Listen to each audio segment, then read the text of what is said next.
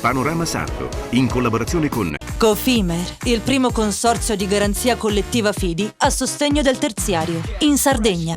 Suentu, vini nuovi da terre antiche. Dal 1953, Gruppo Cellino. Non c'è limite ai sogni. PNA, l'associazione degli artigiani e delle imprese italiane. Grafiche Ghiani, l'esperienza di una vita, l'innovazione più avanzata. SE Trand, settore ecologia, dal 1979 al servizio dell'ambiente in Sardegna.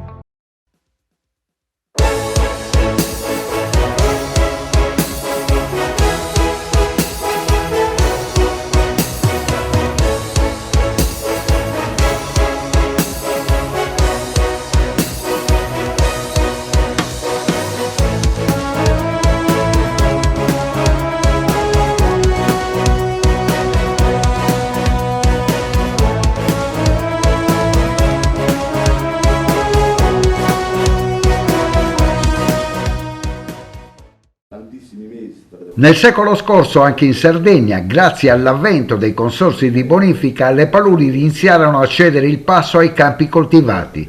Sono nati grandi impianti di produzione e nuovi centri abitati. L'acqua per l'irrigazione ha profondamente cambiato la geografia del paesaggio, riprogettando aree sempre più vaste del territorio regionale e ha dato una svolta al mondo rurale dell'isola. Nel marzo del 1922 si tenne a San Donà di Piave il primo congresso nazionale della bonifica, un momento storico ancora poco conosciuto che pose le basi della moderna distribuzione irrigua. E la celebrazione del centenario ha richiamato a Cagliari tutti gli odierni attori regionali del comparto agricolo. Nel corso del convegno si è riflettuto sul fatto che da allora molte cose sono cambiate, ma che i valori della fondazione sono rimasti gli stessi. La missione dei consorzi è quella di tutelare, conservare e custodire questo patrimonio di competenze e conoscenze, e lo fanno puntualmente i 7 consorzi di bonifica dell'isola, guardando al futuro.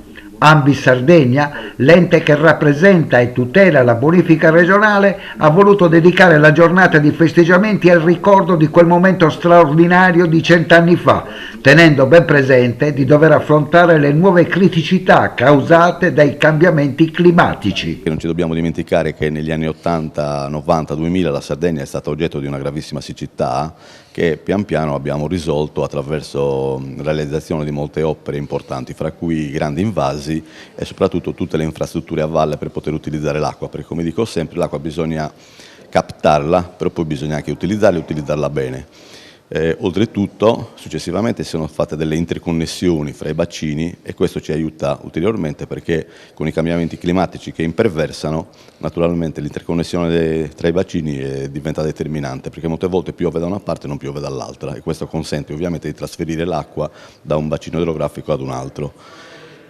Cosa dovremo fare? Perché non ci dobbiamo dimenticare che la Sardegna è stata, come ho detto prima, oggetto di siccità, però i consorzi hanno contribuito per risolverla e quindi non è che si risolve solo il problema della mancanza di acqua, si risolve il problema dell'agricoltura, perché senza agricoltura, senza acqua non si può fare agricoltura e quindi per il futuro ci proponiamo in una sfida importantissima per migliorare le condizioni attuali che comunque sia non sono certo le peggiori, si parte da una buona base di lavoro che è stato fatto, però c'è molto da fare, soprattutto come quadro normativo che va cambiato assolutamente perché c'è un conflitto di competenze che non fa chiarezza su chi deve fare cosa, come dico sempre, e questo bisogna affrontarlo nell'immediato e noi siamo pronti per accettare questa sfida.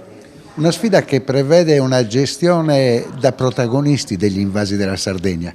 Allora, gli invasi della Sardegna, come ho detto prima, ci hanno tolto dalla siccità. L'anno scorso tutto il paese è stato interessato da una grave siccità e la Sardegna ha superato questo momento difficilissimo appunto attraverso i grandi invasi che abbiamo realizzato nel passato e quindi abbiamo raccolto l'acqua d'inverno, come è normale che sia, per utilizzarla poi d'estate, dove in Sardegna lo sappiamo benissimo che d'estate per 4-5 mesi l'anno non piove una goccia d'acqua. Presidente, 100 anni, un anniversario importante dell'Ambi, Bonifiche Sardegna, l'acqua il territorio che tutela l'agricoltura. Assolutamente, un bene preziosissimo che va sempre di più salvaguardato se vogliamo essere competitivi con gli agricoltori d'Italia e del resto del mondo. Io credo che l'esempio Sardegna sia una volta tanto un esempio virtuoso che vada seguito anche a livello nazionale. Infatti abbiamo visto che nell'ultimo anno situazioni siccitose hanno veramente messo in crisi l'agricoltura e quindi la produzione di cibo e le eccellenze dell'agroalimentare italiano, mentre quello che è stato fatto in Sardegna ha fatto sì che i vari bacini e l'interconnessione tra di loro ha fatto sì che in Sardegna una volta tanto non si sia sofferta appunto la siccità. La situazione di quest'anno tra l'altro ci tranquillizza, per cui si può programmare anche la prossima campagna irrigua. Questo non può che farci piacere, c'è comunque da lavorare, attualmente circa l'11-12% solo dell'acqua piovana viene invasata, il problema poi ce l'abbiamo a valle. Una volta che l'acqua esce dagli invasi abbiamo una rete che distribuisce l'acqua obsoleta, vecchia, che colabrodo, che perde il 40% dell'acqua invasata, e lì sicuramente dobbiamo cercare di utilizzare uno strumento che poi sono i fondi del PNRR e andare a ripristinare migliaia di chilometri che sono fatti ormai vecchi e che perdono appunto tantissima dell'acqua invasata. Presidente, la Sardegna è, noi lo diciamo nei nostri percorsi di Panorama Sardo, un continente, e in questo continente ci sono tante aree di bonifica, dalla Gallura al Campidano e così via. Nella gestione c'è anche la possibilità, possiamo dire, della bonifica che diventa esperienziale per i residenti stessi, che a volte non conoscono questa realtà industriale degli anni che furono. Sì, sicuramente va sfruttata meglio. A oggi basta pensare che solo un terzo delle aree infrastrutturate con appunto le reti idriche viene utilizzato. Questo ci deve far riflettere, anche perché i modelli di globalizzazione che si sono stati in parte imposti sino ad oggi, lo abbiamo visto con la guerra ucraina, con le speculazioni, non è il modello di sviluppo che vogliamo per la Sardegna. Noi abbiamo le infrastrutture, dobbiamo cercare di utilizzarli, ecco perché come Coldiretti abbiamo proposto anche degli accordi di filiera dove ricoltiviamo la Sardegna, nel senso riprendiamo a produrre creando quell'economia circolare in loco che permetta di crescere tutti assieme. Da questo punto di vista i consorzi di bonifica stanno facendo un bel lavoro, per la prima volta sono tutti gestiti dagli agricoltori e non più commissariati, e si fa rete attorno all'ANBI nel cercare di valorizzare e di rendere competitive quindi il lavoro degli imprenditori agricoli. Prima di lasciarle ai lavori di questo convegno le chiedo, Coldiretti sono i primi 3 mesi dell'anno, ci stiamo avvicinando a quello che è il primo trimestre. I premi sono importanti, i riconoscimenti sono importanti, ma anche il lavoro.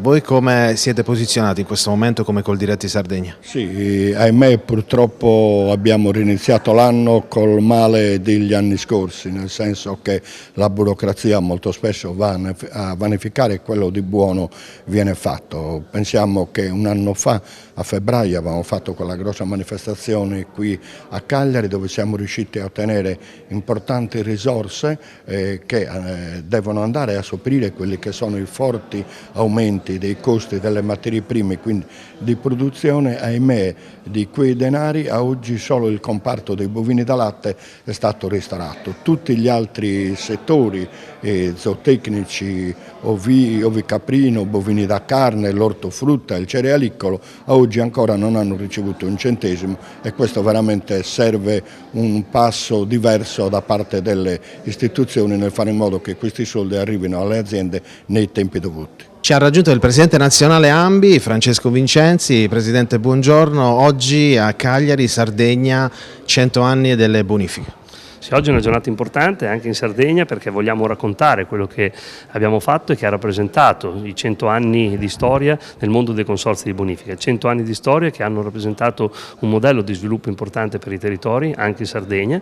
E se oggi possiamo dire che la Sardegna è infrastrutturata sia dal punto di vista irriguo e soprattutto della distribuzione dell'acqua, è perché un mondo come quello dei consorzi di bonifica ha saputo svolgere un ruolo importante di pianificazione, di programmazione e soprattutto di coordinamento dei lavori territori per quanto riguarda il servizio dell'irrigazione. Ecco, però non dobbiamo fermarci, abbiamo di fronte delle sfide importanti che, se ci pensiamo, sono simili a quelle di 100 anni fa. 100 anni fa avevamo bisogno di debellare i territori dalla malaria, avevamo bisogno di produrre cibo per la popolazione che stava crescendo, avevamo bisogno di garantire la sicurezza dei territori. Oggi, se ci pensiamo, cambiamenti climatici, sovranità alimentare, sovranità energetica e soprattutto lotta ai cambiamenti climatici, quindi e sostenibilità ambientale. Quindi sono tutte questioni che, come mondo dei consorzi di bonifica, dobbiamo sapere frequentare anche in futuro con lungimiranza, con concretezza e con quella capacità progettuale che dia risposta ai territori e alle nostre imprese per poter continuare a fare agricoltura.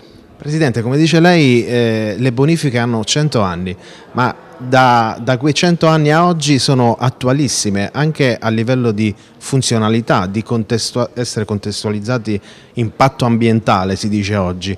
Come si può fare perché la cittadinanza, i territori, i microterritori che poi sono su macro aree, possano fruire anche delle bonifiche in senso di visita? Noi abbiamo dimostrato che con la nostra forma giuridica riusciamo a garantire un modello di governance attuale e moderno. Il nostro modello di sussidiarietà, il nostro modello di autogoverno, sono tutti modelli che sono all'interno della nostra Costituzione, ma che in pochi, come noi, hanno riuscito a frequentare nella storia del nostro Paese. Oggi abbiamo di fronte una sfida importante, che è quella di dare possibilità ai cittadini di conoscere sempre meglio quello che è il nostro mondo e quello che possiamo fare per i territori di questi cittadini. Li vogliamo fare appunto con delle opere, lo vogliamo invitare i cittadini a capire quello che fanno i ruoli di bonifica, perché riteniamo che all'interno delle nostre opere e all'interno dei nostri servizi che facciamo per gli agricoltori e non solo, si possa anche andare a trovarsi uno spazio per il tempo libero, per la fruibilità del territorio. L'acqua irrigua non è solo un fattore economico per le imprese, ma è un fattore per l'umanità e soprattutto è un valore aggiunto per il nostro territorio. Noi diciamo che la nostra acqua irrigua offre dei servizi ecosistemici che ci permettono di rendere bello il territorio in cui viviamo. È proprio per questo che lo vogliamo mettere a disposizione di tutti i cittadini per usufruirne, per passare il tempo libero e soprattutto per conoscere meglio i luoghi di prossimità. Siamo con un altro partecipante di questo convegno dei 100 anni dell'AMBI Sardegna, le bonifiche, il ruolo delle bonifiche, Fisio Perra.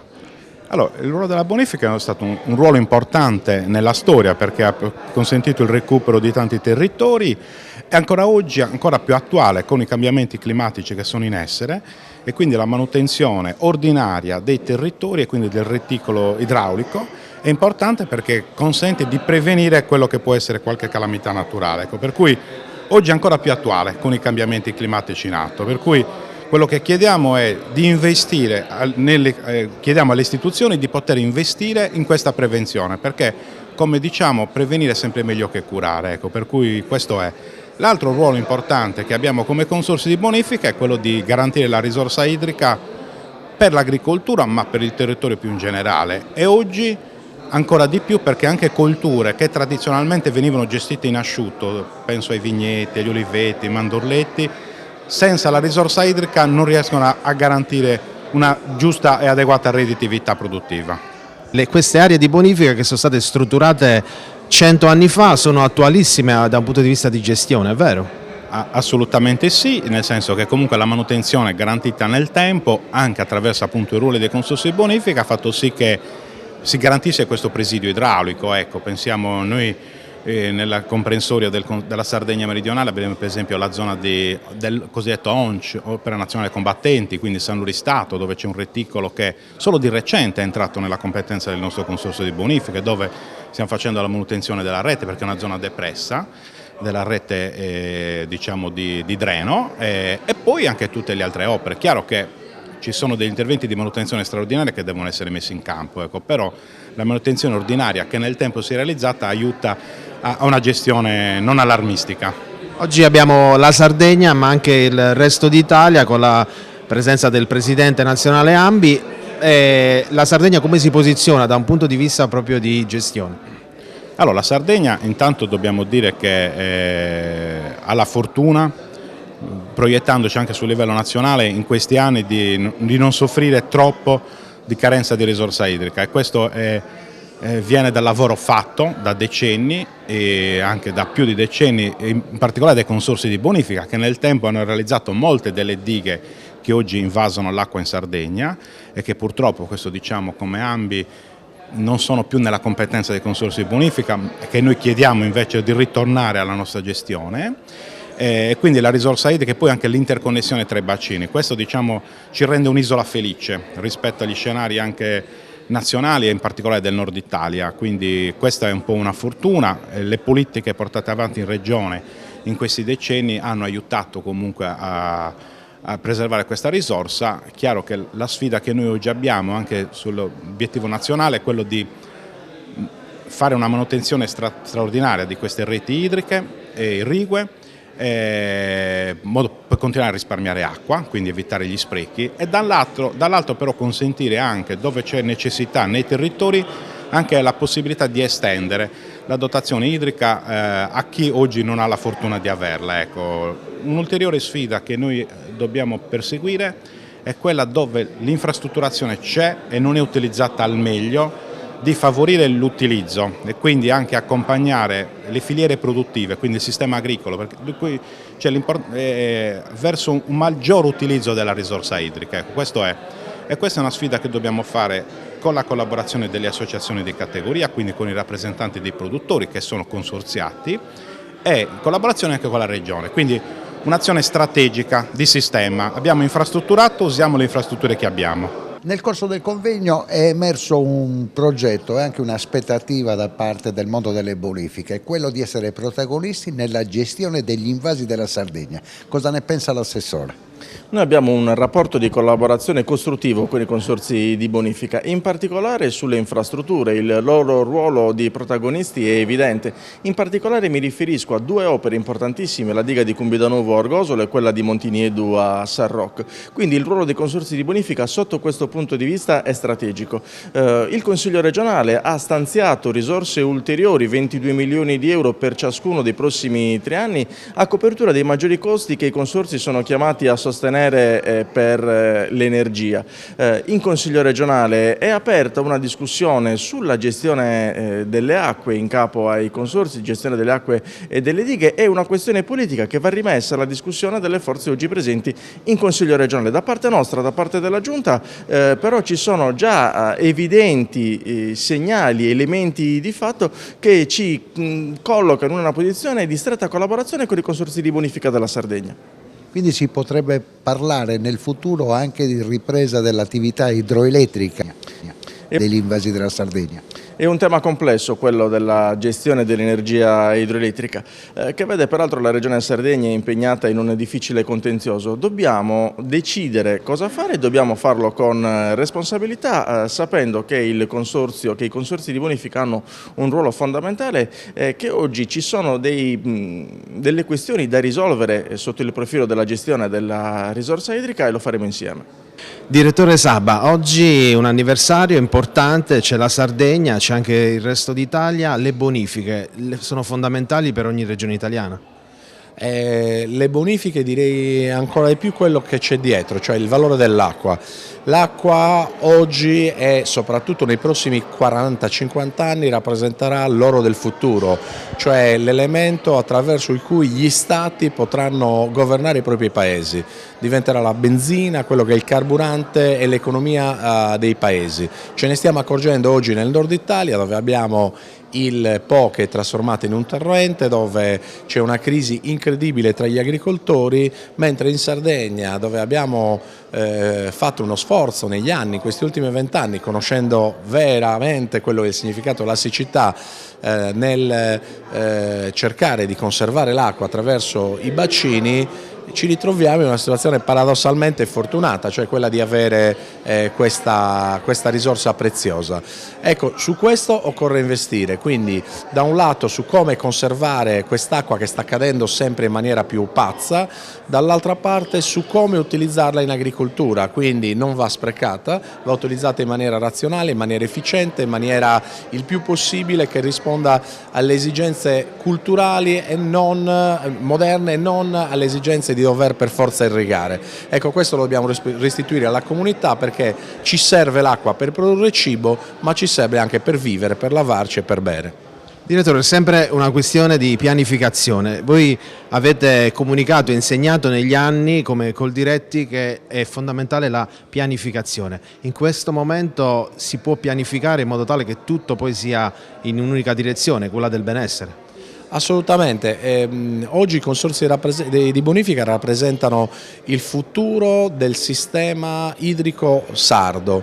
Su questo loro hanno tanto da investire, stanno tentando in qualche modo di proporre dei progetti sia per conservare meglio l'acqua sia per evitare di sprecarne e di buttarne a mare attraverso le opere di interconnessione tra un bacino e l'altro, che consentono, invece di aprire di paratie e buttare l'acqua a mare quando è troppo, consentono in qualche modo di trasferirla verso un bacino che ne ha di meno, e quindi queste opere di efficientamento idrico risultano essere elementi per il futuro di pianificazione che sono già presenti nel sistema dei consorzi. Abbiamo necessità di stabilizzarlo. E le conclusioni di questo speciale le affidiamo a Paolo Mele, che è presidente di Confagricoltura e soprattutto opera in un'area a livello di attività personale che è stata quella più interessata, che è cambiata radicalmente con le bonifiche.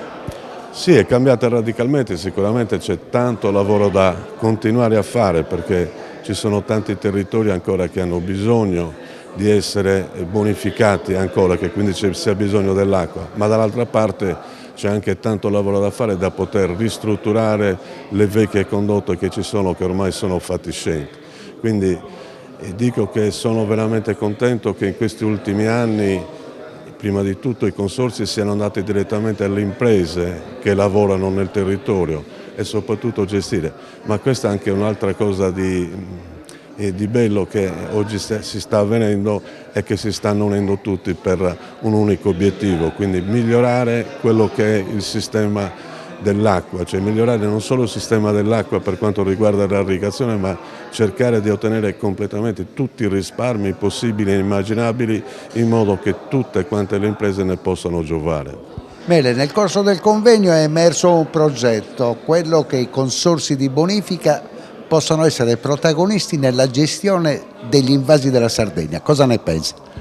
Sarebbe opportuno che queste cose siano veramente gestite dai consorzi di bonifica, perché gli invasi sono la cosa più importante. Oggi non dobbiamo dimenticare che ancora oggi mancano quelle autorizzazioni per poter continuare a riempire questi invasi e che purtroppo per tutta quella miriade di burocrazia che abbiamo non riusciamo ancora a soddisfare queste esigenze. Nel corso di questa puntata parliamo con il commissario straordinario di Lahore del problema della lotta contro le cavallette.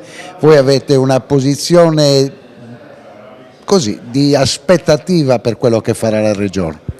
No, noi abbiamo una posizione prima di tutto preoccupati per quello che è tutto l'avvento di questa nuova piano di controllo. Effettivamente siamo in forte ritardo, ancora non conosciamo, l'abbiamo conosciuto proprio 2 giorni fa con una riunione con tutti i collegati, che c'è stato anche il prefetto, quindi questo mi fa veramente piacere che si stiano veramente muovendo tutte quelle, la pubblica utilità per poter gestire questa che ormai non è un'emergenza, è diventata anche un'emergenza a livello sociale e quindi questa va veramente combattuta con tutte le forze e soprattutto a testa china da parte di tutti, quindi non possiamo permetterci ulteriori rallentamenti, ma bensì bisogna adesso agire.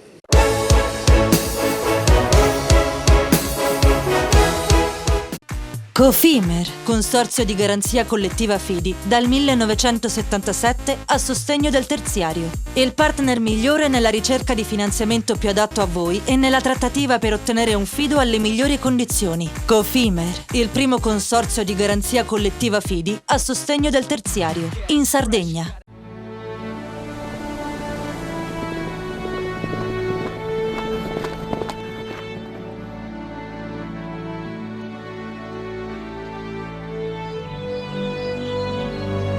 Nel cuore della Sardegna esiste un luogo dove natura e bellezza si incontrano. È qui che nascono i vini della cantina Suentu. Suentu, vini nuovi da terre antiche. Fai impresa, la fai bene. meriti credito. Le garanzie diventano importanti. Il fondo di garanzia agevola il tuo accesso al credito. Se una banca ti presta denaro, hai garanzia a prima richiesta. Se ottieni 100, la garanzia copre fino a 80. La maggior parte delle garanzie è gratis. Il dettaglio sul sito spheres.it. Tutto inizia da un amore. Le farine, i mangimi, la pasta, le fette biscottate, la distribuzione e l'ospitalità. Dal 1953, Gruppo Cellino. Non c'è limite ai sogni. Difficile rapporto con le banche? Conta su CNA. CNA, l'associazione degli artigiani e delle imprese italiane. Siamo la più grande industria tipografica della Sardegna. Dall'81 stampiamo tutte le tirature, su tutti i supporti e con le tecnologie più avanzate del settore, garantendoti elevatissima qualità e la più totale dedizione e cura. Grafiche Ghiani, l'esperienza di una vita, l'innovazione più avanzata. Setrand, settore ecologia. Mettiamo a disposizione la nostra struttura organizzativa fornendo un valido supporto per la gestione dei rifiuti speciali pericolosi e non pericolosi. La Setrand, azienda leader nel settore ambientale in Sardegna, si rivolge alle pubbliche amministrazioni e alle imprese dell'isola. Dal 1979 al servizio dell'ambiente in Sardegna. Il PNRR destina 40 miliardi di euro agli enti locali. Digitalizzazione, innovazione, competitività, cultura e turismo, transizione ecologica e mobilità sostenibile, istruzione e inclusione sociale. Per i comuni della Sardegna, un'opportunità da non perdere. La società Prima Idea assiste le amministrazioni in tutte le fasi della progettazione fino alla presentazione della domanda. Velocità, competenza e professionalità. Prima Idea per il PNRR, una scelta vincente. Visita il sito www.primaidea.com.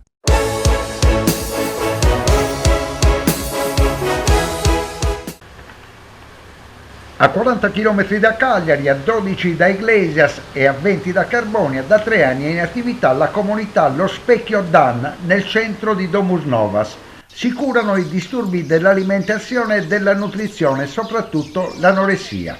È uno dei 2 unici centri specializzati del Sud Italia ed accoglie pazienti in convenzione da tutte le regioni. Vengono seguiti da un'equipe multidisciplinare composta da dietologi, nutrizionisti, psicoterapeuti, fisioterapisti, infermieri ed educatori. La riabilitazione nutrizionale e le attività terapeutiche permettono di raggiungere un equilibrio psicofisico e di tentare il recupero da una malattia come l'anoressia che tra i giovani e soprattutto le giovani ha il più alto rischio di mortalità dopo gli incidenti stradali. Siamo andati a far visita alla struttura nel cuore del Sulcis, dove possono essere ospitate fino a 40 pazienti per turno di accoglienza. Sì, sono il direttore sanitario dello Specchio, è un centro residenziale per la cura dei disturbi dell'alimentazione. Parliamo quindi di anoressia nervosa, bulimia nervosa, disturbo d'alimentazione incontrollata e poi in realtà i disturbi alimentari sono anche altri, l'ortoressia, la vigoressia. Il panorama si sta ampliando perché purtroppo sono delle patologie che negli ultimi tempi, in particolare dopo il lockdown, hanno subito un'impennata non solo nel numero di persone che purtroppo ne risultano affette, ma anche una sorta di accelerazione nell'evoluzione della patologia stessa e un'anticipazione nell'età d'esordio. Allora, centro residenziale nel senso che i pazienti vivono qui in struttura, è un centro che si offre e si propone a tutta l'Italia, per cui noi abbiamo attualmente ricoverato 24 pazienti, di questi 24 pazienti 10 sono sardi, gli altri arrivano da fuori dalla Sardegna, quindi arrivano dal sud Italia, ma anche dal centro e dal nord Italia. È un centro convenzionato con il Servizio Nazionale, Servizio Sanitario Nazionale, per cui i pazienti non pagano per stare qua, sono i servizi che danno appunto la possibilità di essere ospitati all'interno della struttura. È una struttura, così come ormai scientificamente provato, che si propone di aiutare i pazienti con un disturbo alimentare attraverso un'offerta terapeutica che è di tipo multidisciplinare. Multidisciplinare significa che la terapia che viene svolta all'interno della struttura è una terapia è una sorta di riabilitazione psiconutrizionale. Quindi i pazienti ricoverati qui da noi fanno molte attività, alcune orientate all'aspetto psicologico, alcune orientate all'aspetto nutrizionale, alcune che grazie al cielo riusciamo a combinare, per cui psiconutrizionali, poi ovviamente tante altre attività che hanno l'obiettivo non solo di aiutare queste ragazze e questi ragazzi a crescere e dico crescere non a caso perché la maggior parte di loro sono molto giovani, a crescere ma anche ad allontanarsi dalla malattia, e quindi anche attività, come dire, se vuoi ricreative, no? E quindi si fanno veramente tanti gruppi e tanti colloqui individuali con i vari professionisti che lavorano all'interno della struttura. Sono medici, psichiatri, psicoterapeuti, abbiamo 2 biologhe nutrizionisti, abbiamo molti educatori che quotidianamente assistono i pazienti con tutta una serie di attività. Ovviamente abbiamo un'assistenza infermieristica, abbiamo gli OS che durante il giorno sono sempre presenti qua per ogni eventuale esigenza. Diciamo che è una macchina che si è messa in moto, come dicevi giustamente poco fa. Da poco siamo operativi, come specchio siamo operativi da circa 3 anni, quest'estate compiremo 3 anni, e come specchio a Domus Novas in realtà siamo nati da pochi mesi. Abbiamo parlato soprattutto di giovani, soprattutto donne. Qual è la causa che porta al disturbo alimentare e all'anoressia? È difficile, è una domanda da $1 milione, non c'è una causa, ci sono molte concause. Sicuramente, come dicevo prima, il lockdown ha creato i presupposti perché si potessero come dire, accelerare tutta una serie di dinamiche anche familiari che hanno portato pazienti già ovviamente in difficoltà a dedicarsi, diciamo così, a determinate attività che poi hanno innescato dei meccanismi che poi sono diventati la malattia, ok? Quindi la domanda è complicata. Ci sono dei fattori genetici in primo luogo. È dimostrato che allo stesso tipo di stress, allo stesso tipo di, se vuoi, trauma, le persone non rispondono tutte nello stesso modo. Quindi un po' come potremmo dire, dopo un incidente aereo non tutti rimangono traumatizzati e non volano più. Alcuni continuano a volare, altri invece non vogliono neanche avvicinarsi a un aeroporto. Quindi il trauma viene vissuto da ognuno in modo differente. Proprio per fattori anche genetici. Ci sono dei fattori ovviamente legati al contesto familiare, infatti mi piacerebbe rispondere a questa domanda dando più che altro dei suggerimenti per come capire che cosa fare, che cosa evitare di fare per evitare che si sviluppino determinate... Andiamo a questo dettaglio. Ok. Allora, una delle cose più importanti da fare quando ci accorgiamo che parlo di un figlio perché, ripeto, tendenzialmente l'età è quella dei figli, l'età d'esordio ormai è intorno ai 12-13 anni, poi la malattia si sviluppa e diventa più importante intorno ai 16-17 anni, ma ovviamente poi se non viene affrontata si continua a evolvere fino anche all'età adulta. Nel momento in cui ci accorgiamo che i nostri figli iniziano ad allontanarsi durante i pasti, hanno un atteggiamento più scontroso, soprattutto in relazione ai pasti, iniziano a vivere l'alimentazione, la scuola, lo sport in modo un po' troppo legato alla performance. Ok, quindi la ragazza che è dedicata allo studio giorno e notte, che durante i pasti non si presenta in famiglia, che vive lo sport soltanto dal punto di vista della performance, ci deve far un attimo riflettere, ok?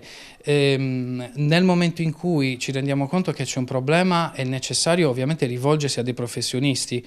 Basta semplicemente anche coinvolgere il medico o il pediatra, nel caso ovviamente dei minori, per cercare di accendere un faro su questo problema. Quello che dobbiamo assolutamente evitare di fare è di utilizzare commenti che possano, a nostro avviso, non avere alcun tipo di impatto, ma in realtà nella mente di queste persone ha un impatto fortissimo. Commenti relativi alle forme del corpo, o al cibo che si mangia a tavola, quindi insistere col figlio perché lui finisca di mangiare tutto quello che ha sul tavolo in modo coercitivo è sicuramente controproducente. Fare dei commenti sulla pancia, sul peso corporeo, sulle cosce è assolutamente una cosa, io direi, vietata. Non si devono fare queste cose. Tutto ciò che ha a che fare con la critica, anche se a noi sembra costruttiva, va evitata. Ok, questa è una cosa importante. Possibilità e capacità di risolvere il problema. Allora, da disturbi alimentari si guarisce tanto più quanto più il paziente viene preso in tempo, quindi un paziente che è all'esordio o ha una storia di malattia breve è decisamente, come dire, su quel paziente ci si può investire di più che non su un paziente che ha una storia cronica di 20 anni di malattia. Tuttavia abbiamo anche qui avuto delle esperienze con dei pazienti con una storia pluriennale di malattia che sono riusciti a allontanarsi dalla malattia allontanandosi da quei meccanismi che l'avevano indotta e la conservavano. Mi spiego meglio. Abbiamo avuto una paziente che è venuta da noi, è rimasta da noi circa 9 mesi e quando è uscita dalla struttura aveva cambiato casa, messo i presupposti per iniziare a lavorare, quindi rendersi un minimo autonoma e quindi aveva completamente rivoluzionato il suo modus vivendi che la vedeva in casa con i genitori, dipendente dai genitori, in un certo senso ancora in quelle fasi, se vuoi, un po' più giovanili, che per lei erano già passati da anni, che erano poi alla fine, come dire, era quel clima che ha respirato quando da piccola poi la patologia è esordita. Quindi il fatto di averla allontanata da casa le ha permesso di iniziare una nuova vita. Si guarisce dai disturbi alimentari, ma è necessario curarsi. Non si guarisce così per caso. Il rischio, il pericolo è che la malattia si aggravi tantissimo. Sono malattie mortali, è la seconda causa di morte dopo gli incidenti stradali nei giovani. Okay? Quindi cioè, l'impatto è decisamente importante. Ripeto, si guarisce e la cura fondamentalmente a me piace pensarla come le dita di una mano, no? Non è fatta soltanto da, ad esempio, la struttura dove siete oggi, cioè allo Specchio. Noi facciamo una parte, siamo un centro residenziale, i pazienti rimangono da noi per una media di 6 mesi, a volte anche più di 6 mesi, quando i servizi ci concedono più tempo per lavorare con i pazienti, ma dopo la struttura residenziale è necessario che i pazienti passino agli ambulatori, che sono come dire, la sede dove la terapia che viene portata avanti per anni aiuta questi pazienti a guarire. Ci avviamo alle conclusioni, dottor Belfiori. Una curiosità, fino a che punto per il vostro lavoro avete necessità di parlare con i genitori di questi ragazzi? È fondamentale. Noi a tutti i pazienti che vengono ricoverati all'interno dello Specchio offriamo questo tipo di servizio con coinvolgimento dei genitori. I genitori fanno una terapia che non definirei terapia familiare, perché la terapia familiare è una cosa diversa. Noi facciamo una sorta di supporto alla famiglia, tant'è che gli incontri vengono fatti con i genitori e il paziente.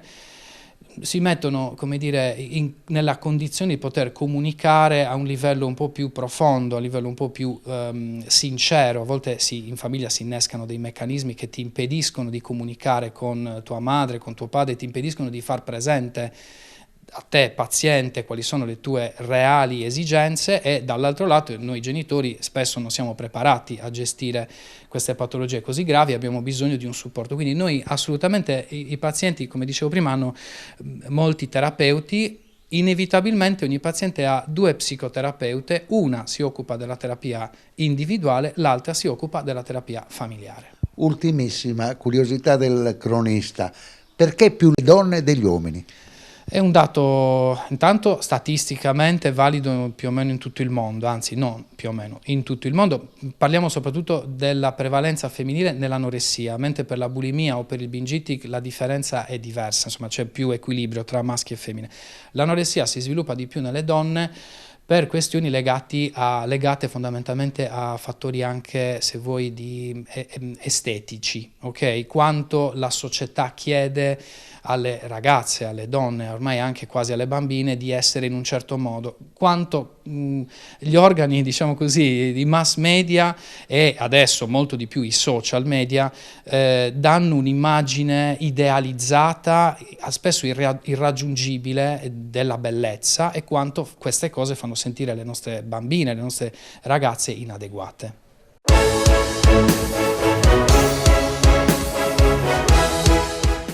Cofimer, consorzio di garanzia collettiva Fidi, dal 1977 a sostegno del terziario. Il partner migliore nella ricerca di finanziamento più adatto a voi e nella trattativa per ottenere un fido alle migliori condizioni. Cofimer, il primo consorzio di garanzia collettiva Fidi a sostegno del terziario, in Sardegna. Meno scartoffie e più efficienza? Conta su CNA. CNA, l'associazione degli artigiani e delle imprese italiane.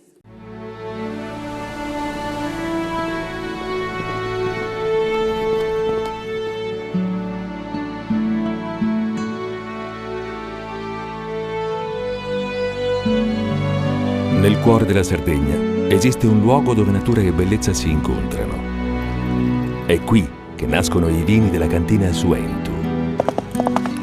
Suentu, vini nuovi da terre antiche.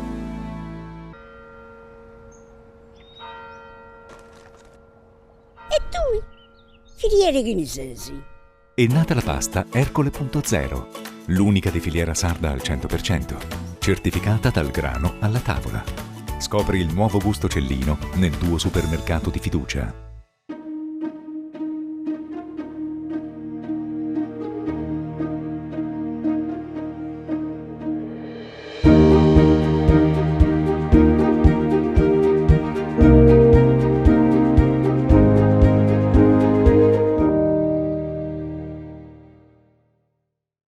Fai impresa, la fai bene, meriti credito.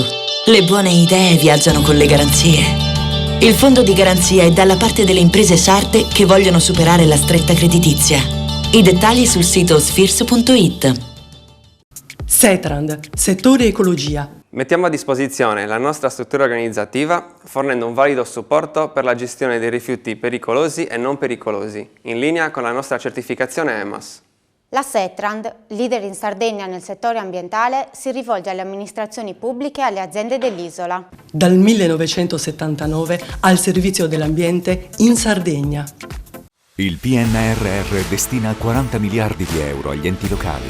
Digitalizzazione, innovazione, competitività, cultura e turismo, transizione ecologica e mobilità sostenibile, istruzione e inclusione sociale. Per i comuni della Sardegna, un'opportunità da non perdere. La società Prima Idea assiste le amministrazioni in tutte le fasi della progettazione fino alla presentazione della domanda. Velocità, competenza e professionalità. Prima Idea per il PNRR, una scelta vincente. Visita il sito www.primaidea.com.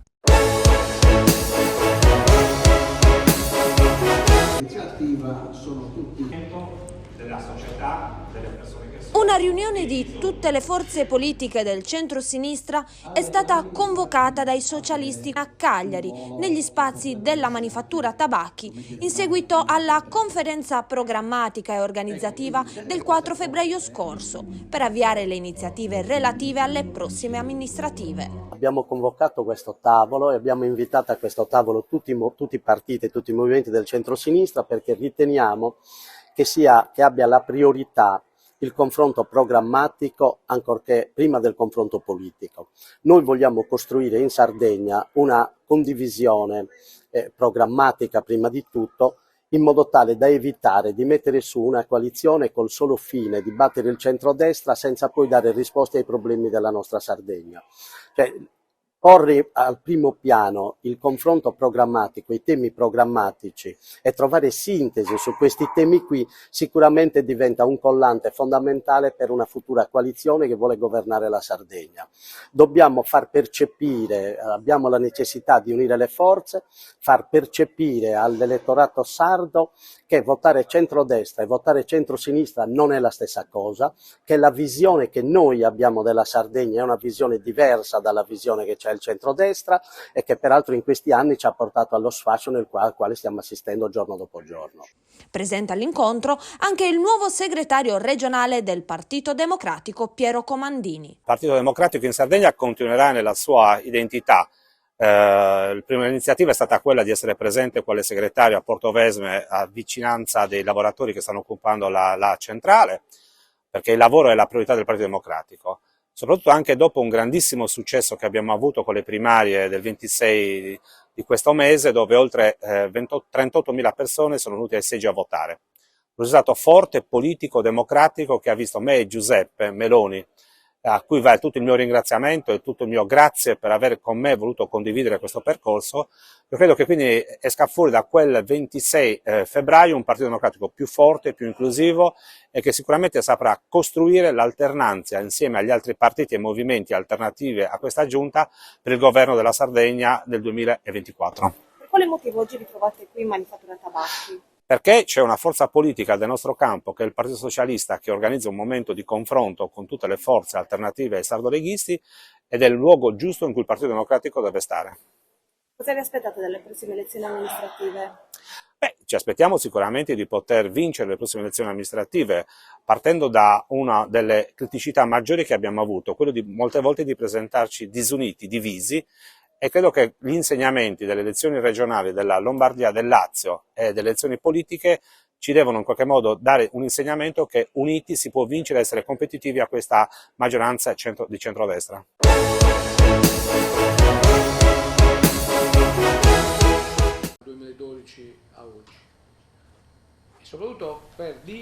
Il segmento turistico relativo ai cammini religiosi, dei luoghi di pellegrinaggio e degli itinerari spirituali rappresenta una proposta nuova per il mercato delle vacanze regionale che va al di là del tradizionale appuntamento con il mare e l'estate. Un itinerario per consolidare e valorizzare il grande patrimonio turistico-culturale attraverso la riscoperta delle vie cristiane e identitarie percorse nei secoli dai pellegrini. Nella sala congressi del Business Center dell'aeroporto di Cagliari, l'assessore regionale del turismo Gianni Chessa ha illustrato i contenuti relativi alla partecipazione della Sardegna alla 19ª edizione della Fiera del Turismo Sostenibile Fa la Cosa Giusta, in programma a Milano dal 24 al 26 marzo, dove verrà presentata la seconda edizione di Noi Camminiamo in Sardegna, prevista per la prima settimana di ottobre 2023. Nello spazio istituzionale riservato all'isola saranno presenti gli operatori iscritti nel registro dei cammini e degli itinerari turistici e dello spirito. Intanto bisogna dire che andiamo con uno stand che sia noi che la Sicilia sono i più grandi, sì, sono 100 metri quadri circa, ma nel contesto generale sono comunque i più grandi. Ci presentiamo in modo chiaro, trasparente, ma per la prima volta andiamo con tutti i gruppi e tutte le fondazioni, i percorsi religiosi. Saranno rappresentati oltre 300 comuni della Sardegna, pensate un po'. Ci saranno le guide turistiche formate dalla CEI, dalla Conferenza Episcopale Sarda, le guide turistiche religiose, ci saranno circa 35-40 guide turistiche, e che non faranno le hostess come spesso è accaduto, ma promuoveranno una Sardegna del cammino lento, dei cammini religiosi, parleranno e testimonieranno una Sardegna che possa vivere tutto l'anno grazie a questa offerta turistica del turismo religioso. È un grande risultato quello che stiamo ottenendo, ci stiamo preparando veramente per destagionalizzare, allungare la stagione, ma soprattutto per valorizzare l'interno della Sardegna. Stiamo ospitando qui le persone esperte del settore dei cammini di tutta Italia, ovviamente l'ospitalità dei sardi ha sempre fatto la differenza, e poi abbiamo fatto un gran finale di ospitalità a Borutta, cercando di capire cosa hanno provato in questo turismo esperienziale dei cammini religiosi. Quindi abbiamo capito che siamo sulla strada giusta veramente. Loro che hanno esperienza dei cammini di tutto il mondo, ci hanno dato dei suggerimenti, ma soprattutto hanno apprezzato l'aspetto ambientale e naturalistico della Sardegna, che promuove unicità, non competizione. Completiamo questo speciale di Panorama Sardo dedicato ai cammini religiosi con chi è il coordinatore di questo lavoro, che rappresenta quante entità nell'isola? Beh, questo è un progetto che coinvolge sostanzialmente un po' tutte le progettualità che attengono un po' al turismo lento e sostenibile, nello specifico dei cammini e delle destinazioni di pellegrinaggio. Ad oggi il registro dei cammini gestito dall'assessorato del turismo riconosce 7 cammini, a cominciare da quello ormai particolarmente conosciuto, il cammino minerario di Santa Barbara, sino ad arrivare al neo riconosciuto quello di ieri, il cammino La Via dei Santuari, che ieri è stato, come dire, approvato con la presenza di 23 comuni rappresentati dai loro sindaci, che hanno approvato un'altra progettualità straordinaria, quella che andrà a valorizzare i novenari, quindi le cosiddette cumbesias, una narrazione straordinaria per presentare la Sardegna quella più autentica. Da dove si parte per il Cammino dei Santuari e dove si arriva? Il Cammino dei Santuari parte da Cabras, quindi San Salvatore, per poi attraversare tutto il centro Sardegna, salire verso il nord per arrivare, passando per il novenario per esempio di San Francesco di Lure, arrivare sino a Santa Teresa Gallura, un percorso straordinario, ricco di storia e di grande cultura identitaria. Di quanti chilometri parliamo? Parliamo di circa 400 chilometri, ma questo è solo uno dei cammini, bene citare anche gli altri, il cammino di Sant'Uiaco, di San Giorgio Vescovo di Suelli, il cammino, io lo chiamo molto giovane ma estremamente interessante, il cammino 100 Torri e non ultimo per importanza ma sicuramente il cammino di Sant'Efisio, che stiamo portando ormai a termine nella definizione del suo itinerario che presenteremo nelle prossime settimane. Tengo a sottolineare che questo itinerario lo si sta condividendo in prima persona anche con le amministrazioni che lo stanno percorrendo con noi proprio a dimostrare l'importanza di questa progettualità orientata a valorizzare oltre 50 chilometri di territorio ricco davvero di ambiente, natura, storia e devozione, quella cara a noi, quella di Sant'Efisio. Siamo alle conclusioni. L'assessore osservava che avete organizzato per il 19° appuntamento di Milano con la Fiera dei Cammini Religiosi uno stand straordinario che è in concorrenza solo con la Sicilia. Ma a me piace ricordare che questo sarà un appuntamento molto importante, perché non andremo a presentare solo idee o progettualità, ma andremo a portare i nostri cammini nella direzione di renderli fruibili e quindi posizionati sul mercato. Nella seconda edizione Noi camminiamo in Sardegna, un'edizione che sarà credo unica, perché verrà come dire, organizzata una settimana dedicata ai cammini dove circa 400 esperti cammineranno su ben 15 itinerari, quindi la Sardegna sarà attraversata camminando a passo lento un po' in quelle località dove non solo la devozione ma l'ambiente, ripeto, e l'identità saranno veramente il marchio di questo grande progetto. È importante capire che lo sforzo che sta facendo la Regione Sardegna è quella di non portare avanti un progetto come questo da soli, ma in stretta condivisione con quell'ente che è il numero 1 in Italia, Terre di Mezzo, che ha scelto la Sardegna quale partner per portare avanti questo progetto. Presenteremo proprio a Fa la Cosa Giusta il 25 marzo a mezzogiorno con Terre di Mezzo questo grande progetto, e questo lo faremo con le guide turistiche specializzate che oggi scrivono le principali guide sui cammini, a cominciare da quella di Santiago di Compostela, la via Francigena, e si aggiunge a questo punto anche tutta l'offerta Sardegna.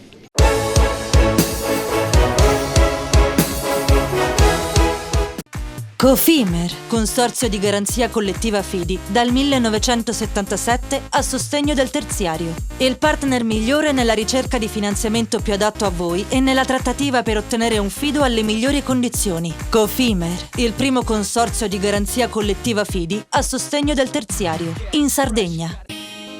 Siamo la più grande industria tipografica della Sardegna. Dall'81 stampiamo tutte le tirature, su tutti i supporti e con le tecnologie più avanzate del settore, garantendoti elevatissima qualità e la più totale dedizione e cura. Grafiche Ghiani, l'esperienza di una vita, l'innovazione più avanzata.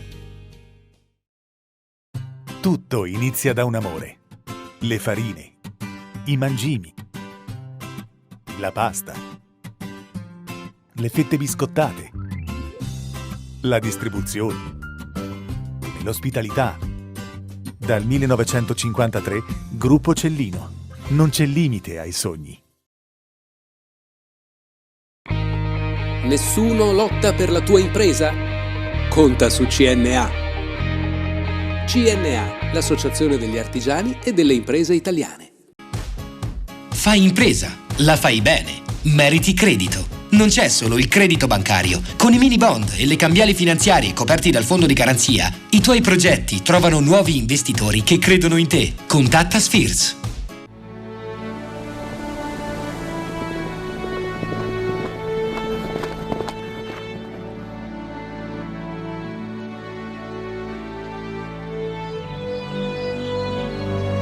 Nel cuore della Sardegna esiste un luogo dove natura e bellezza si incontrano. È qui che nascono i vini della cantina Suentu. Suentu, vini nuovi da terre antiche. Setrand, settore ecologia. Grazie agli impianti innovativi ed al costante sviluppo tecnico recuperiamo oltre il 70% dei rifiuti da noi gestiti. La Setrand, azienda leader nel settore ambientale, si rivolge alle pubbliche amministrazioni e alle imprese dell'isola. Dal 1979 al servizio dell'ambiente in Sardegna. Il PNRR destina 40 miliardi di euro agli enti locali. Digitalizzazione, innovazione, competitività, cultura e turismo, transizione ecologica e mobilità sostenibile, istruzione e inclusione sociale. Per i comuni della Sardegna, un'opportunità da non perdere. La società Prima Idea assiste le amministrazioni in tutte le fasi della progettazione fino alla presentazione della domanda. Velocità, competenza e professionalità. Prima Idea per il PNRR, una scelta vincente. Visita il sito www.primaidea.com. Bentrovati, Valerio, ci ha raggiunto il dottor Gerolamo Solina, commissario straordinario della ORE. Buonasera dottore. Buonasera, è un piacere incontrarvi. Grazie dell'invito.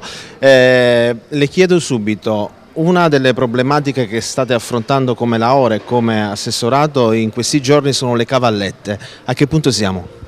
Beh, allora, da un punto di vista dell'organizzazione, noi stiamo andando avanti su un'organizzazione che prevede diversi step e soprattutto è un'organizzazione che necessita della partecipazione attiva e della collaborazione di diverse figure, quindi di diverse categorie di persone, di professionisti, di tecnici.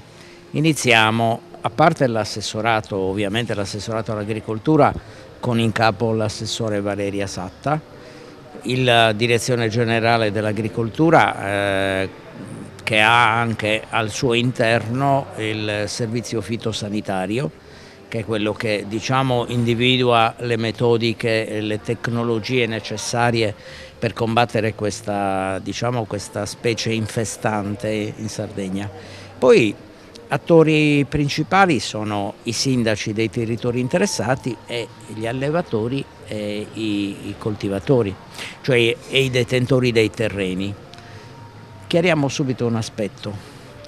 Le cavallette sono di una specie che si chiama Dechostaurus maroccanus, che ha una sua connotazione particolare. Qual è?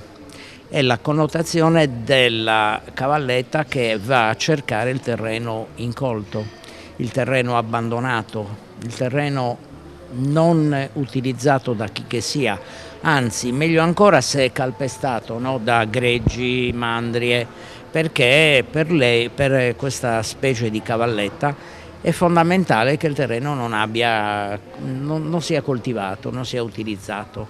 Quindi la battaglia che noi stiamo conducendo, che stiamo affrontando anche con un altro partner che è l'Università di Sassari e in più anche i tecnici della FAO. La battaglia si deve, diciamo, organizzare, la stiamo organizzando, anzi l'abbiamo organizzata secondo le direttive in tante fasi. La fase della eventuale aratura superficiale del terreno non si è potuta realizzare perché le risorse sono state stanziate a fine anno, quindi non l'abbiamo potuto fare, però adesso ci stiamo attivando per avere prima di tutto una mappa completa di tutti i terreni che possono essere interessati dalla deposizione delle uova, che è avvenuta lo scorso anno. Noi non potevamo seguire le cavallette fattrici che andavano col loro addome, no, a infilarlo nel terreno abbandonato per sistemare le uova. Ogni cavalletta depone centinaia di uova, il che vuol dire che da una cavalletta possono nascere 100 animaletti o anche di più, dipende. Ci sono anche fattori climatici che possono diciamo agevolare o rallentare la fuoriuscita delle uova e quindi agevolare o addirittura destabilizzare la nascita, perché magari una stagione freddissima potrebbe anche farle morire quando stanno per schiudersi, e quindi questo ci sarebbe stato d'aiuto. Purtroppo, dopo questa breve parentesi di tempo, così, di tempo un po' frescolino, no? Abbiamo paura che arriverà il caldo e il caldo favorisce la schiusa. Torniamo a noi. Mi deve fare domande o posso continuare? La seguo con attenzione anche perché i nostri telespettatori sicuramente sono curiosi. Lei sta, diciamo, presentandoci quella che è l'organigramma, possiamo dire, di questa battaglia. È una vera e propria battaglia perché, ripeto, la collaborazione di tutti quelli che ho citato è fondamentale. Di che cosa parliamo? Parliamo di questa fase. Nella fase primaverile, quindi a breve, c'è l'eventualità della schiusa, anzi c'è l'imminenza della schiusa delle uova, quindi dalla schiusa delle uova nascono queste piccole minuscole cavallette che hanno scarsa mobilità, e questo è il momento clou per individuarle e combatterle. E in che modo le individuiamo? Stiamo organizzando, con la collaborazione delle province interessate, dei comuni, i barracelli, le compagnie barracellari, Forestas che metterà a disposizione degli uomini, e anche con la collaborazione voluta fortemente dal prefetto di Nuoro, che saluto molto cordialmente, con la collaborazione dell'esercito, perché è stato fortemente, ripeto, richiesto dal signor prefetto di Nuoro. Noi creiamo abbiamo anzi già delineato delle griglie, no, di camminamento, quindi i nostri camminanti, accompagnati da dei tecnici dotati di iPad, di cellulare, di qualsiasi altro strumento tecnologicamente avanzato, percorrono ciascuno centinaia di metri in camminamento, distanziati gli uni dagli altri, per delineare e quindi percorrere esattamente queste griglie e individuare all'occorrenza, e quindi nel momento stesso in cui si stanno schiudendo, individuare i punti nei quali queste cavallette si incominciano a nascere e a venire fuori. Presupponiamo che possa trattarsi quasi di un formicaio. Ogni nido, cioè ogni zona, avrà questa, diciamo, macchia colorata che sarà individuata e tracciata nella mappa. Da lì partono le squadre, a quel punto partono le squadre che vanno a combattere le cavallette con i prodotti chimici. Stiamo parlando di prodotti chimici ovviamente autorizzati dal Ministeri competenti, Sanità e Agricoltura, perché ci sono delle zone nelle quali esistono le colture biologiche per le quali saranno necessari prodotti biologici, quindi tollerati dalle coltivazioni, e nelle altre zone non biologiche si possono usare altri prodotti. Uno di questi è la deltametrina, però sono prodotti studiati a basso impatto, quindi, e tra l'altro i macchinari che verranno utilizzati per irrorare il terreno sono studiati per una bassa emissione. Questa è la fase, diciamo, la fase più importante e più delicata, la schiusa e la irrorazione. Bisogna anche ricordare una cosa, è molto importante la funzione dell'agricoltore, del coltivatore, dell'allevatore, che diventa una sentinella, perché se nel terreno di ciascuno di questi signori si dovesse individuare un focolaio, quindi un nido di cavallette neonate, per noi è importante la sua collaborazione come sentinella che ci avvisa e che ci permette di mandare le macchine. Quindi possiamo dire un momento di prevenzione, di coesione con tutti i protagonisti contro questa piaga? Guardi, sicuramente. Allora, negli anni 40, quando ci fu 46 per la precisione, quindi dopo la guerra, i terreni erano devastati dai bombardamenti e dall'abbandono totale, perché le persone erano in guerra, no? I soldati, i coltivatori, gli agricoltori erano diventati soldatini. Bene, le campagne abbandonate, ci fu un'infestazione pazzesca, il 70% della superficie della Sardegna era infestata dalle cavallette, vennero usati gli aeroplani con dei disinfestanti particolarmente aggressivi. Oggi non si può fare più, ci sono le coltivazioni biologiche, c'è il rispetto della natura, c'è il rispetto dell'ambiente, ci sono altre preclusioni come i terreni che sono a riposo. Ecco, dobbiamo affrontare la guerra, perché è una guerra con la collaborazione di tutti. Bene, dottor Solinas, io so che lei ha altri impegni, noi la ringraziamo per essere stato con noi, sicuramente ci rivedremo in altri frangenti, le auguriamo buon lavoro e per parlare anche di questo argomento ma anche di altri. Soprattutto perché l'Aore non fa solo questo, non fa solo battaglia ma fa tante altre cose, soprattutto sostegno all'agricoltura, quindi la ringrazio, è stato un piacere, buona serata. Cofimer, consorzio di garanzia collettiva Fidi, dal 1977 a sostegno del terziario. Il partner migliore nella ricerca di finanziamento più adatto a voi e nella trattativa per ottenere un fido alle migliori condizioni. Cofimer, il primo consorzio di garanzia collettiva Fidi a sostegno del terziario, in Sardegna.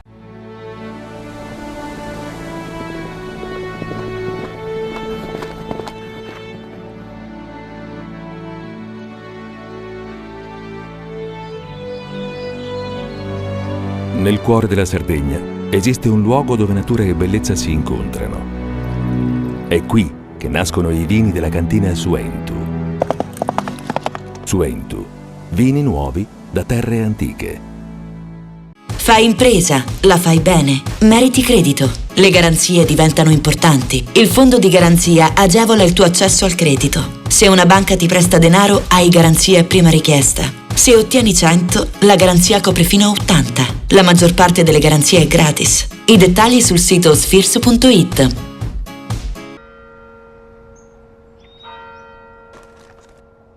E tu?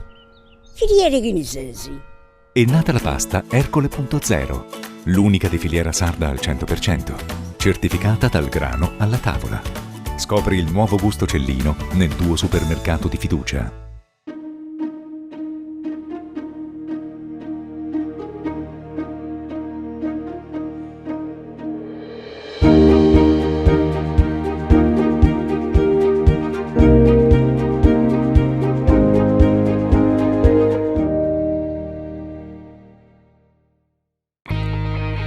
Difficile rapporto con le banche? Conta su CNA. CNA, l'associazione degli artigiani e delle imprese italiane. Setrand, settore ecologia. Siamo in grado di attivare il servizio di pronto intervento ecologico in caso di emergenza e con potenziale contaminazione delle matrici ambientali. La Setrand, azienda leader nel settore ambientale in Sardegna, si rivolge alle pubbliche amministrazioni e alle imprese dell'isola. Dal 1979 al servizio dell'ambiente in Sardegna. Il PNRR destina 40 miliardi di euro agli enti locali. Digitalizzazione, innovazione, competitività, cultura e turismo, transizione ecologica e mobilità sostenibile, istruzione e inclusione sociale. Per i comuni della Sardegna, un'opportunità da non perdere. La società Prima Idea assiste le amministrazioni in tutte le fasi della progettazione fino alla presentazione della domanda. Velocità, competenza e professionalità. Prima Idea per il PNRR, una scelta vincente. Visita il sito www.primaidea.com.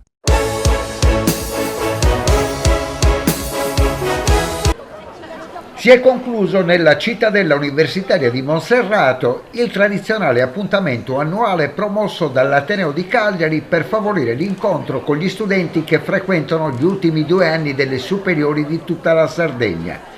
Il bilancio è assolutamente positivo, con oltre 10.000 accessi nei laboratori della cittadella universitaria di Monserrato nel corso delle 3 giornate programmate per l'evento 2023. Obiettivo: aiutare i giovani a scegliere a quale facoltà iscriversi, valutando attentamente qual è il corso di laurea più idoneo alle proprie ambizioni di un futuro lavoro. Si tratta del primo e fondamentale passo per tutti coloro che, una volta ottenuto il diploma o la maturità, intendono proseguire gli studi iscrivendosi all'università. Da giovedì è stato un continuo via vai di scolaresche e di confronti con docenti dell'Ateneo del capoluogo. I futuri iscritti hanno avuto anche la possibilità di conoscere i diversi servizi offerti alle matricole per l'orientamento, il tutoraggio didattico, il centro linguistico, i servizi bibliotecari, il sostegno psicologico, le possibilità di alloggio e le borse di studio. Le giornate di orientamento, che è un momento, insomma, di sintesi e di aggregazione e, se possibile, di inclusione, una risposta al territorio, alle scuole superiori, a quelle che sono le aspettative delle nuove generazioni. Come si mette, come si racconta l'Università di Cagliari? Si racconta come un'università che è in forte crescita, questo ci inorgoglisce ovviamente, ma ci ripaga anche di tanti sforzi, sia in termini di numeri che in termini di qualità. Voglio soltanto ricordare che praticamente abbiamo raddoppiato i dipartimenti di eccellenza, nella scorsa edizione avevamo 1, quest'anno avevamo 4 candidati e 2 ne abbiamo avuti, riconosciuti dall'ANVUR, un Ateneo che si è piazzato con l'accreditamento e che in tutte le graduatorie statistiche cresce sempre di più, un'offerta didattica sempre più all'avanguardia e devo dire anche una ricerca sempre più all'avanguardia, dimostrazione che con il PNRR siamo entrati in partenariato con tantissimi Atenei blasonati del nostro paese, quindi che ci fa ben sperare per il futuro. Ecco, lei ha accennato al PNRR, quindi un passaggio che un po' risulterà epocale e deve essere, come dire, catalizzato al meglio. Quali sono i passi vincenti? Allora, questo del PNRR è una questione molto delicata perché può essere una grande opportunità oppure allo stesso tempo può essere un grande flop. Affinché sia una grande opportunità è importante che ci sia un'azione corale. Non riguarda soltanto l'università, anzi l'università ha una piccola parte nel PNRR a livello nazionale. È una sfida importante. Le università stanno dimostrando di essere all'altezza del compito cui sono chiamate, nel senso che praticamente siamo, anche noi come Università di Cagliari abbiamo bandito 93 posti di ricercatori, siamo stati tra i primi d'Italia, 150 borse di dottorato, siamo stati tra i primi in Italia a bandire proprio sul PNRR, in particolare sui partenariati nazionali e anche oltre che sull'ecosistema regionale, ma anche sui centri nazionali come quello sulla mobilità in cui siamo coinvolti insieme al Politecnico di Milano, oppure come il centro di terapia genica. Quindi vuol dire che l'università riesce a rispondere perché ha un'abitudine poi alla progettualità e allo stesso tempo a cercare di mettere subito a correre le risorse, che è uno dei problemi principali del PNRR. Il professor Fenu incarnava una sorta di abito legato all'innovazione, al digitale, a un web che chiaramente richiede sempre una frenetica corsa per stare al passo. Il professor Puzzu richiamava dalla sua il momento classico, il pensiero, l'approfondimento, la storia che poi probabilmente ha determinato l'innovazione. Il rettore dell'Università di Cagliari come coniuga queste due grandi costole del sapere e della formazione avanzata? Con la ricchezza della multidisciplinarietà. È proprio questa la forza di un ateneo come il nostro multidisciplinare, quindi saper coniugare il classico, che comunque guarda all'innovazione, con le sfide che arrivano, e quindi col fatto che la cultura, la ricerca di base è il fondamento per la costruzione del futuro. L'iperspecializzazione rischia di avere le gambe corte. Qual è il messaggio spot da 30 secondi per una studentessa o uno studente degli ultimi anni delle superiori della Sardegna?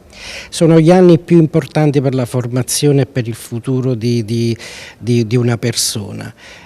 Viverli all'Università degli Studi di Cagliari per noi è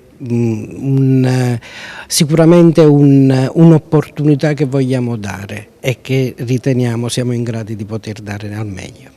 Ignazio Puzzu, prorettore alla didattica. Professor Puzzu, l'università che mette gli abiti da combattimento perché si entra in una fase socio-politico-economica di formazione che per i 26.000 studenti richiede grandi performance, anche dal punto di vista dell'adattamento alle richieste. Quali sono le novità in termini di corsi di laurea, master, specializzazioni?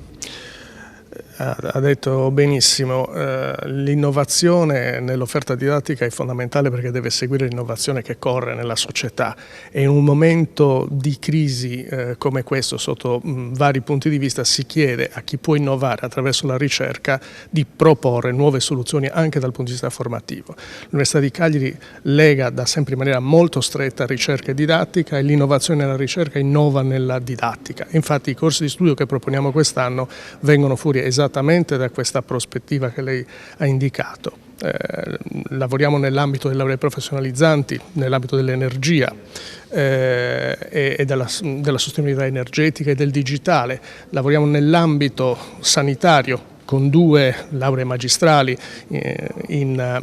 appunto, finalizzate all'assistenza sanitaria. Riattiviamo una laurea triennale in fisiopatologia, anche questa molto richiesta. Lavoriamo nell'ambito del giornalismo e della comunicazione con una laurea nuovissima esattamente e propriamente dedicata a questa esigenza. Attiviamo una laurea magistrale in filosofia che va a completare un percorso specifico anche in quest'ambito, quindi davvero tante novità. Ecco, quali sono i numeri nel dettaglio? A livello di studenti, l'Università di Cagliari ha 26.000 studenti, più 1.000.000 tra dottorandi e specializzandi. Abbiamo 29 dottorati di ricerca, un numero molto elevato, 35 scuole di specializzazione di area medica e 4 di area neomedica. E in più 9 master di primo e soprattutto di secondo livello, quindi davvero un'offerta agguerrita, orientata sui diversi fronti che va incontro alle esigenze davvero del territorio e delle famiglie. Innovazione digitale, web, uno immagina appunto in questa corsa forsennata ad aggiornarsi di continuo, poi arriva una laurea che ha come cornice la filosofia, il saper pensare bene, avere visione. Come si coniuga questo splendido puzzle? Si coniuga in realtà in maniera davvero molto stretta, perché da un lato abbiamo bisogno di conoscenze tecniche sempre più avanzate in un quadro di prestazioni sempre più performanti, dall'altro abbiamo bisogno di avere visione innovante per individuare le linee nelle quali spendere la nostra intelligenza e la nostra ricerca.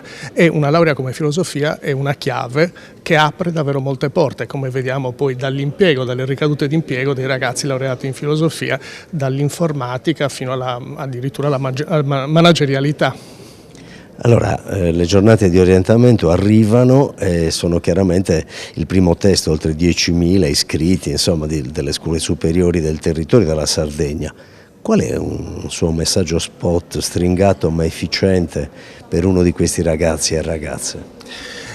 Il messaggio è quello di guardare con la massima apertura critica a tutta l'offerta che viene messa in campo per i giovani, di scegliere da un lato guardando certo alle prospettive di occupabilità, ma soprattutto guardando alle proprie motivazioni, ai propri interessi e al proprio entusiasmo, perché nel mondo ipercompetitivo del lavoro attuale, per ottenere ciò che si vuole, cioè prima di tutto un lavoro qualificato e appagante, è necessario essere bravissimi, e non si può essere bravissimi se non si è anche molto motivati e appassionati. Gianni Fenu, prorettore vicario dell'Università di Cagliari. Professore, si va alle giornate di orientamento con uno spirito particolare, ci sono nuovi corsi, c'è una mentalità volta sia al territorio sia al fatto che si devono catturare le nuove generazioni, ma c'è uno spirito internazionale dell'Ateneo. Cosa significa?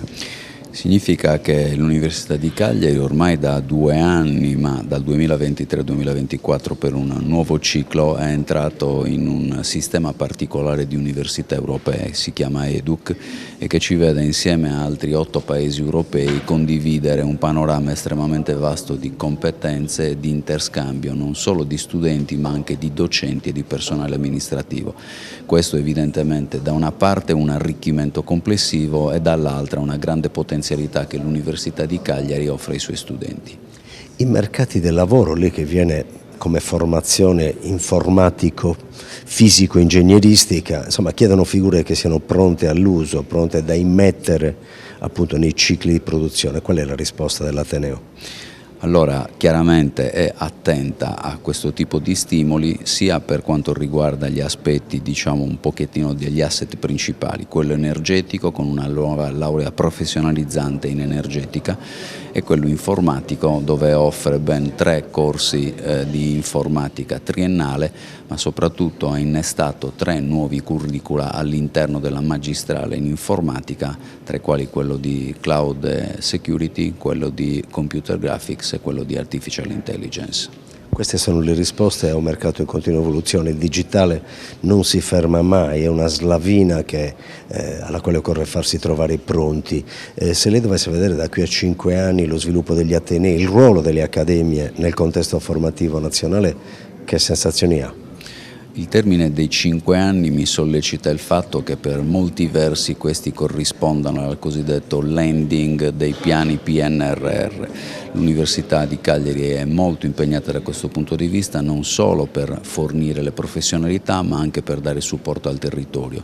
L'ingresso di nuovi studenti in tutte le discipline che ricordava da un punto di vista dello sviluppo complessivo, del digitale, dell'energetica ma anche degli ecosistemi trovano certamente delle lauree triennali che rispondono a queste esigenze e sono in grado di offrire ai nostri giovani professionalità per poter sfruttare al meglio questo momento storico.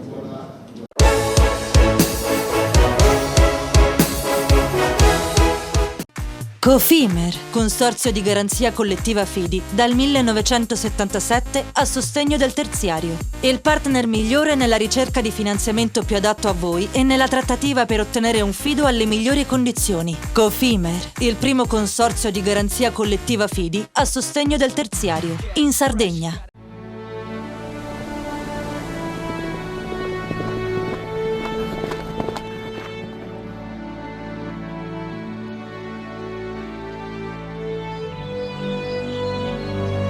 Nel cuore della Sardegna esiste un luogo dove natura e bellezza si incontrano. È qui che nascono i vini della cantina Suentu.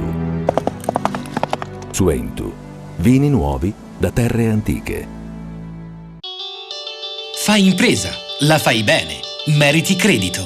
Le garanzie diventano importanti. Il fondo di garanzia agevola il tuo accesso al credito. Se una banca ti presta denaro, hai garanzia a prima richiesta. Se ottieni 100, la garanzia copre fino a 80. La maggior parte delle garanzie è gratis. Il dettaglio sul sito spheres.it. Meno scartoffie e più efficienza? Conta su CNA. CNA, l'associazione degli artigiani e delle imprese italiane. Tutto inizia da un amore. Le farine, i mangimi, la pasta, le fette biscottate, la distribuzione e l'ospitalità. Dal 1953, Gruppo Cellino. Non c'è limite ai sogni. Siamo la più grande industria tipografica della Sardegna. Dall'81 stampiamo tutte le tirature, su tutti i supporti e con le tecnologie più avanzate del settore, garantendoti elevatissima qualità e la più totale dedizione e cura. Grafiche Ghiani, l'esperienza di una vita, l'innovazione più avanzata. Setrand, settore ecologia.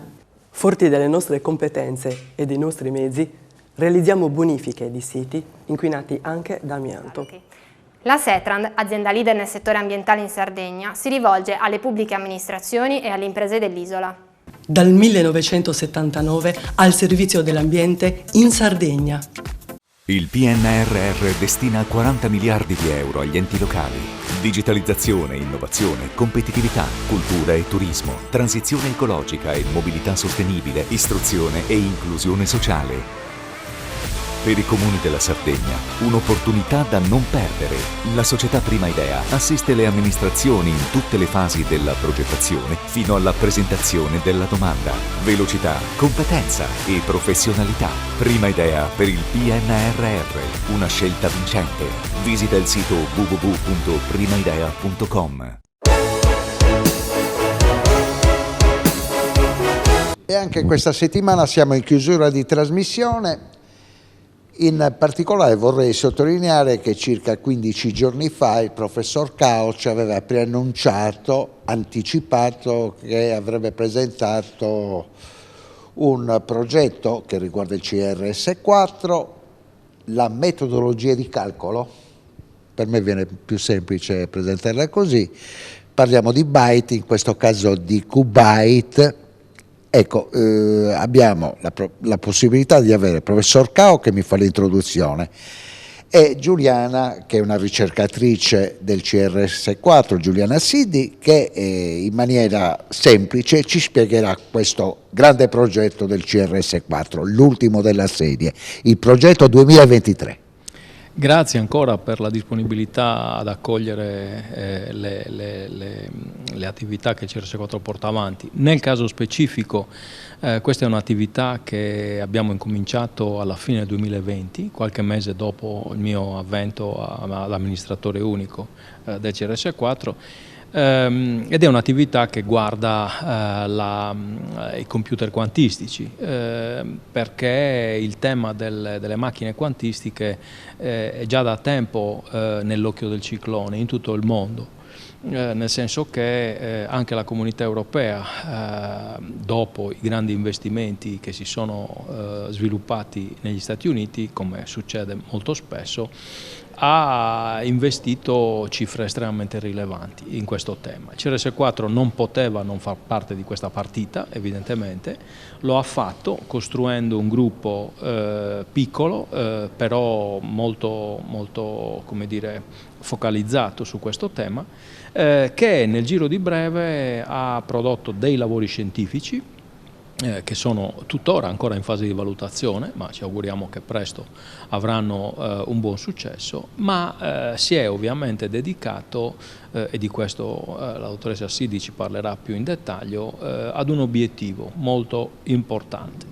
L'obiettivo era quello di utilizzare le macchine classiche di cui il CRS4 dispone, anche a valle di un importante investimento che la Regione Sardegna ha fatto di 3 milioni e mezzo, in realtà era di 5, ma la gara ha consentito di spendere 3 milioni e mezzo, quindi rimane una coda ancora da come dire, utilizzare.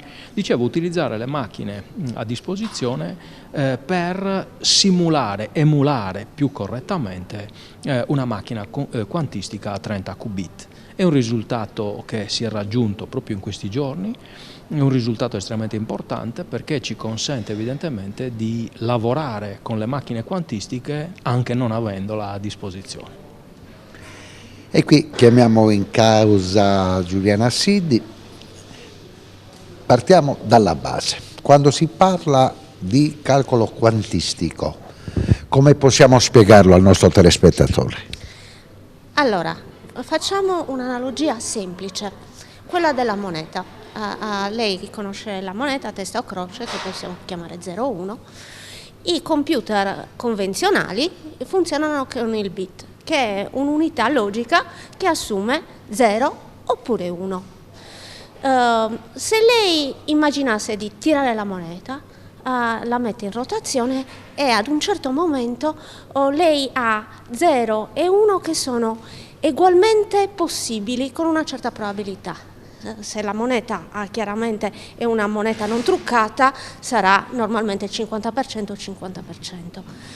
Il qubit, che è l'unità logica dei quantum bit, ha questa straordinaria proprietà realizzata con i meccanismi della fisica quantistica, cioè può assumere valore 0 e 1 contemporaneamente e il valore finale si determina al momento della misura.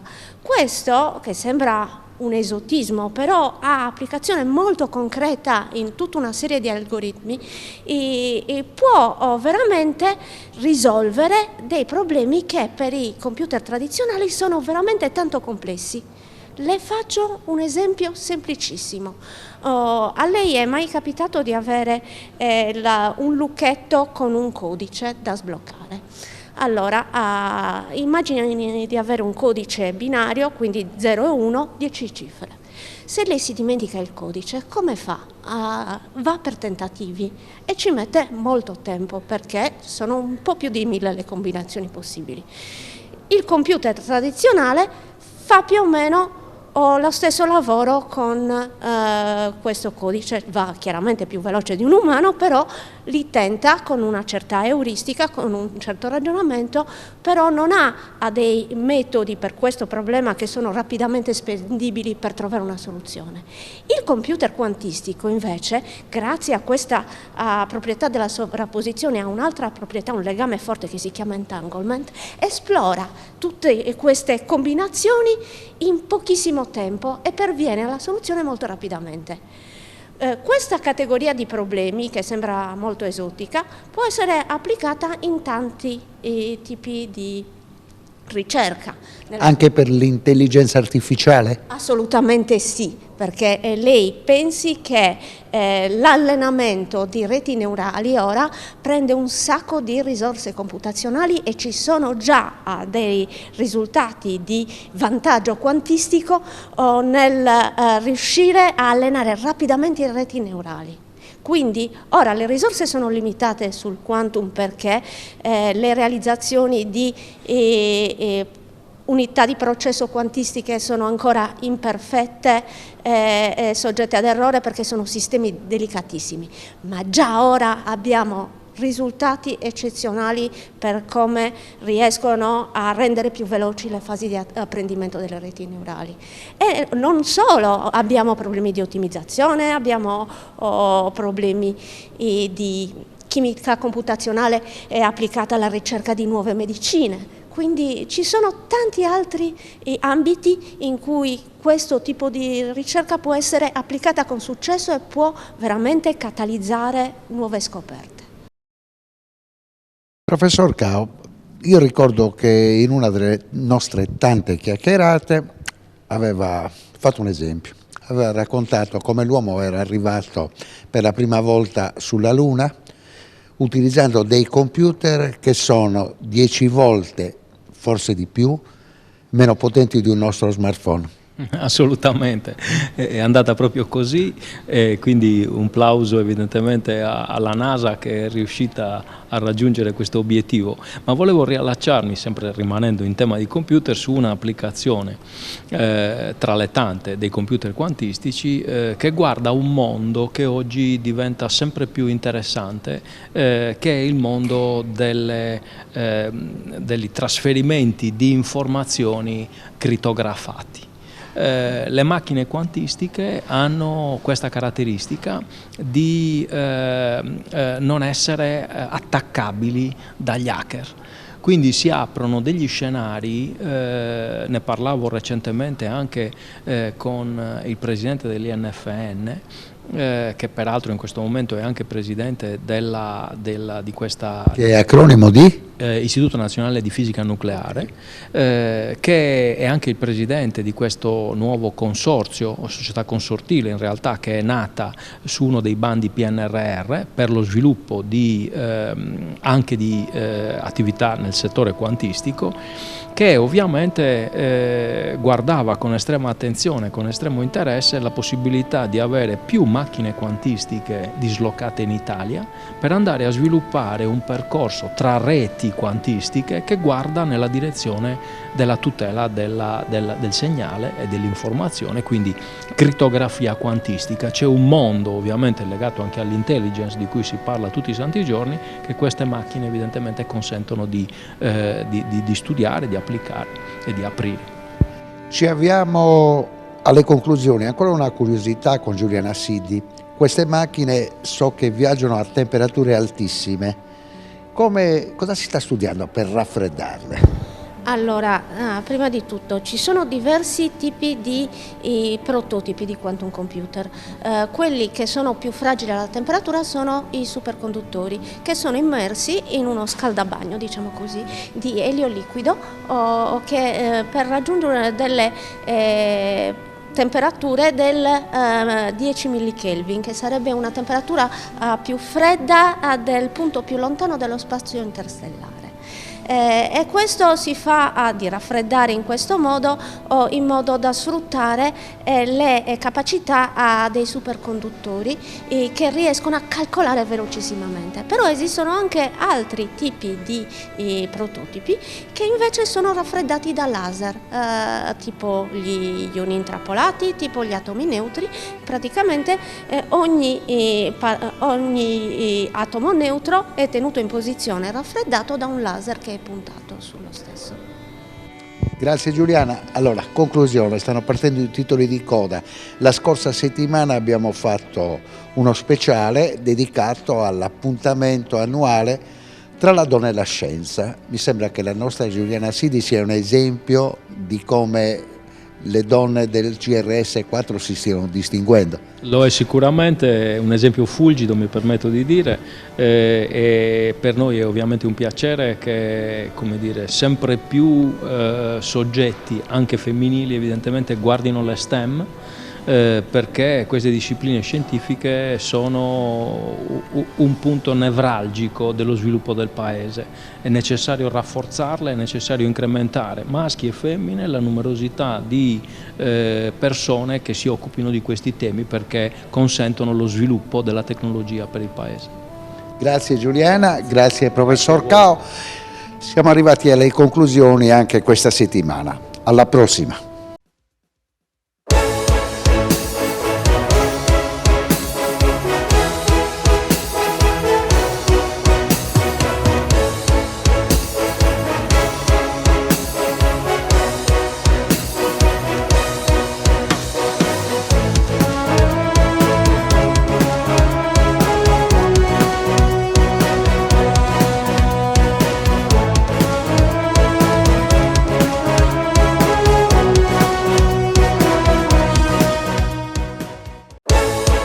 Panorama Sardo, in collaborazione con Cofimer, il primo consorzio di garanzia collettiva Fidi a sostegno del terziario, in Sardegna.